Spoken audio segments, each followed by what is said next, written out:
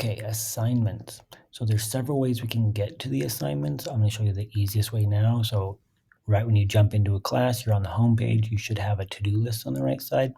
And then these are things you can get done. So I can just click on week 3 assignment, jump right into it and go. The next way is modules. Now over on the left, I got modules. I can click on that.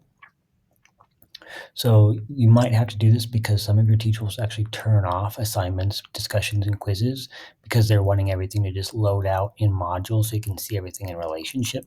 Like this is everything I need to do for week 1. Okay. So in modules, you should have week, and then the icons matter to you. So the paper pencil is a regular, like a presentation or a paper assignment. The little message boxes are a discussion, and then the rocket ship is a quiz. Okay, so then I could just click on the name of the assignment and jump into it. One thing about modules, it will have this icon here if the thing is overdue, like it's a missing or late assignment. So modules is handy for giving you that identifier really quick. And then assignment, you can jump into that if it's turned on. Not all classes will have it turned on.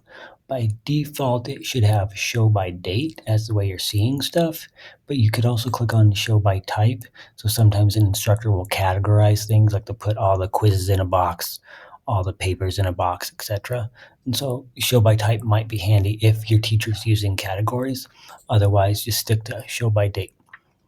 At the top should be upcoming new assignments.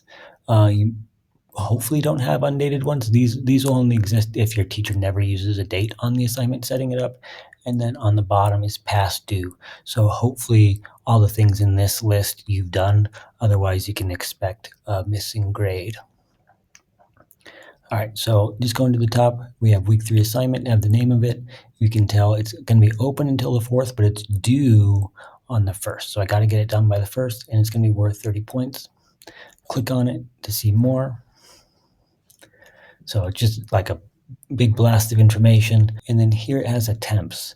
So this is different per assignment and what the teacher wants. So this one is allowing me to do 2 attempts. I could turn one in, I get like a C or D on it, and then my teacher says, try it again. So I could try it again and go for a better grade. Some teachers actually set it up to have unlimited attempts, so you could turn it in 300 times. And some are just 1 attempt only, got 1 shot to get it right. So scrolling down, they might have a rubric. This is a huge rubric, so you can see where you're going to be graded on. But at the bottom are your submission types. So there's 4 options here because I turned on a bunch of options. Your classes might only have 1 or 2 buttons available to you.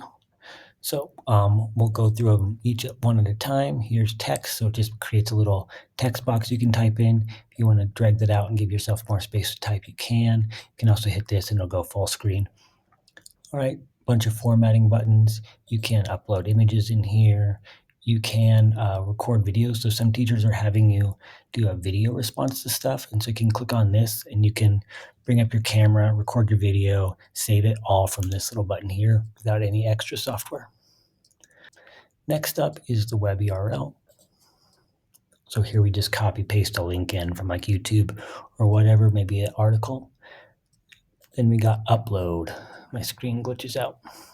So on upload, we can just turn in files like Microsoft Word or whatever document. So you click on the rocket ship and you go digging around on your computer, try to find files. And you can upload all sorts of different files into there.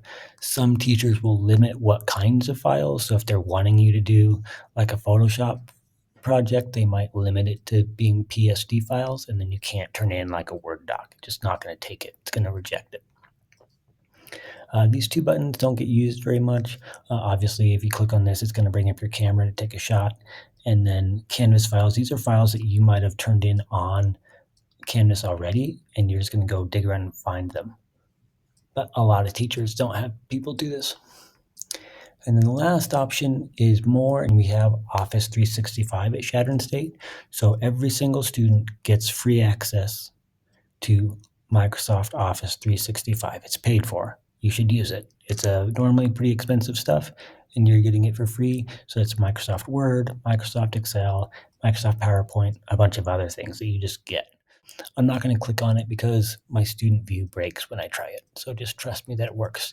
If you're used to Google, like Google Drive, Google Docs and whatnot, it works pretty similar when we jump into that. All right.